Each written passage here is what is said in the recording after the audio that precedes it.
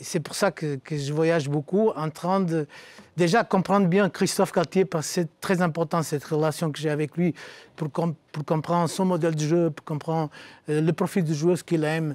Et après, c'est moi de l'aider, de dire, écoute, j'ai trouvé un joueur exceptionnel pour faire la position que peut-être nous avons besoin.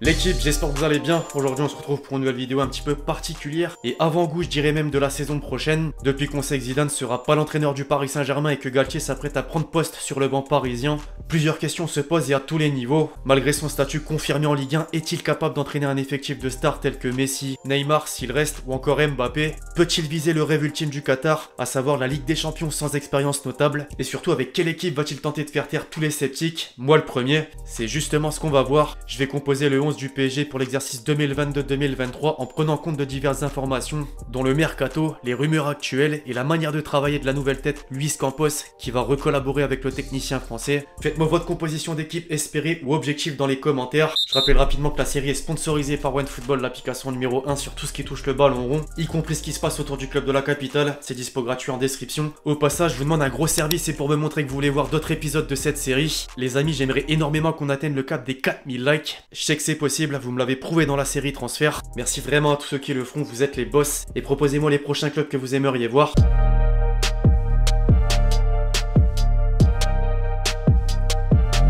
Alors si on en croit de nombreuses sources, le Paris Saint-Germain va enfin jouer un 3-5-2 la saison prochaine, un dispositif que Pochettino n'a jamais voulu appliquer, pourtant les joueurs à disposition pouvaient le permettre. Je vais me baser là-dessus à l'image de Luis Campos, le nouveau conseiller sportif qui travaille d'arrache-pied sur le recrutement, avec ce schéma annoncé. Pour commencer, dans les cas, je vais déjà faire débat en positionnant Keylor Navas plutôt que Donnarumma. Le portier italien a prouvé, c'est vrai, l'exemple parfait est l'Euro 2020, il deviendra sans aucun doute le numéro 1 dans la hiérarchie dans un avenir proche. Par contre, ces derniers mois ne l'ont pas réellement mis en avant, les erreurs se sont enchaînées au cours de la saison et on peut dire que son jeu au pied n'est pas très au point. Le costaricien est une valeur sûre, plus expérimenté et malgré la concurrence, sa place reste importante. Paris veut le conserver d'après les informations du Parisien. Idem d'ailleurs pour son coéquipier de deux clubs différents. J'ai nommé Sergio Ramos. Le média indique que les dirigeants ne s'imaginent pas sans les deux étant donné leur impact au sein du vestiaire. Certains comprendront pas mon premier choix derrière et c'est normal. L'ancien capitaine du Real Madrid a manqué une grosse partie de sa première saison en France pour cause de blessures. Il n'a participé qu'à 13 matchs toutes compétitions confondues. C'est peu. Les critiques étaient totalement justifiées au vu du contrat signé ou des attentes. Néanmoins, j'estime qu'en revenant au meilleur de sa forme, le défenseur central espagnol peut largement être titulaire et assurer un rôle au premier rang, notamment sur la scène européenne. À ses côtés, un joueur qui n'est pour l'heure pas encore parisien, Milan Skriniar. Parmi les renforts attendus en défense, l'international slovaque figure dans les priorités et a d'ores et déjà donné son feu vert vis-à-vis du projet. Le club de la capitale doit encore convaincre l'Inter.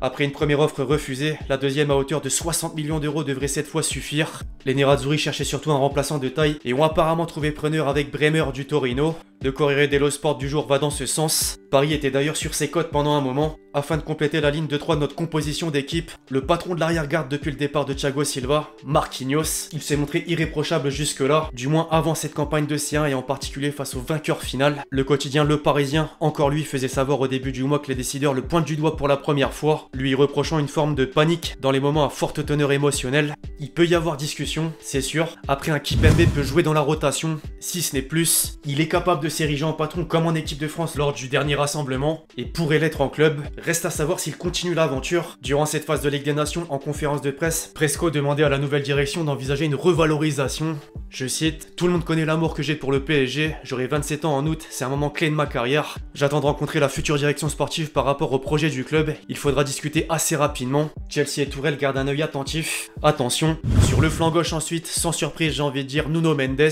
C'était pressenti et c'est désormais acté. La direction parisienne a levé l'option d'achat fixée par le Sporting à 40 millions d'euros. Le jeune latéral a pas mal convaincu de par sa qualité technique et sa vitesse. Malgré les carences défensives, la marge de progression est juste impressionnante.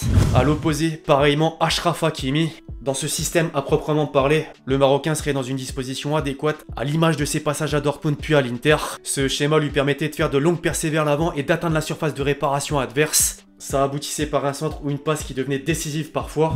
Au milieu de terrain à présent, d'abord l'indétrônable Verratti. Encore que pour certains, il n'a pas le niveau pour la fameuse coupe aux grandes oreilles. À mes yeux, il n'y a pas photo, c'est LE maître à jouer. Les seuls points noirs qu'on peut lui attribuer finalement sont les blessures à répétition, véridiques, et les cartons jaunes synonymes de suspension. Au-delà de ces deux aspects, il a juste besoin d'être véritablement épaulé. La première piste qui est susceptible de se concrétiser s'appelle Vitinha. Son profil est plus qu'intéressant pour combler le manque criant de football dans ce secteur. La presse portugaise croit savoir que les Rouges et Bleus ont bouclé le dossier et vont payer la clause libératoire d'un montant de 40 millions d'euros au FC Porto. L'entrejeu va considérablement changer et de nombreux éléments sont poussés vers la sortie. Ce qui veut dire que plusieurs arrivées sont attendues. L'autre nom dans les tuyaux n'est autre que Seko Fofana, le guerrier et un des meilleurs à son poste en Ligue 1 courant 2021-2022. Le journal L'Équipe rapporte que le PSG a entamé les négociations. Le clan Mbappé validerait la piste. A noter que Lens réclame entre 30 et 40 millions d'euros pour le CD. Affaire à suivre. Un cran plus haut, en 10, Renato Sanchez. Il n'y a pas d'offre en l'état, mais l'intérêt est bien réel. Selon Foot Mercato, le nouveau conseiller sportif met tout en œuvre pour faire venir son compatriote. Le joueur est visiblement en pleine réflexion, comme l'atteste son message énigmatique sur Insta. Je cite « Choisis ce qui est bon pour ton âme, pas pour ton ego ».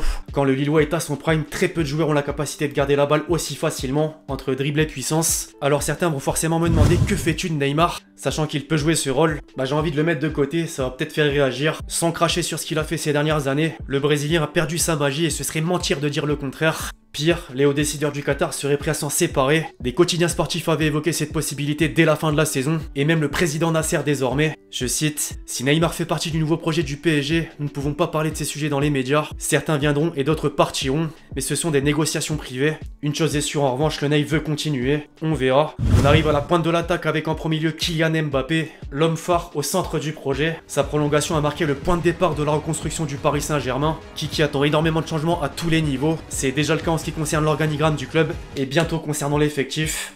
Enfin, monsieur 7 ballons d'or, Léo Messi. On dira que la première année était une année d'adaptation, car tout le monde en attendait beaucoup plus de lui. La Pulga a mis des buts importants en Ligue des Champions, des caviars en Ligue 1. Or, c'est insuffisant. Après, il joue un rôle différent de l'époque du Barça, c'est vrai. C'est pourquoi si ça ne fonctionne pas, et j'ai bien dit si, l'option Scamacca pourrait intervenir. Campos est en ligne de mire depuis quelques jours. Le potentiel successeur d'Icardi serait proche de rallier la capitale. Di Marzio stipule que les Parisiens vont formuler une offre de 35 millions d'euros à Sassuolo. À voir s'ils vont l'accepter. Quoi qu'il en soit, le 11 type que j'aimerais voir la saison prochaine, encore que d'autres noms vont apparaître dans le courant du mercato. Dites-moi ce que vous en pensez dans les commentaires les amis. Sur le papier, en tout cas, ça a de la gueule. Bref, l'équipe, j'espère vraiment que cette vidéo vous a plu. Je compte sur vous si c'est le cas pour lâcher votre meilleur pouce levé. Très important. Faites-moi savoir quel changement vous opéreriez à ma compo, les joueurs que vous aimeriez voir venir, etc. D'ici là, on se retrouve très vite sur la chaîne pour de nouvelles vidéos. C'était Lexchi. Ciao. Je voudrais rajouter une chose avant de finir. Félicitations au PSG.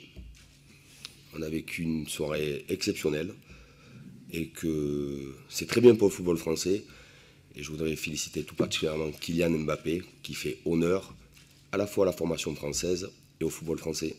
Et je croise les doigts qu'on puisse encore le garder longtemps dans notre championnat.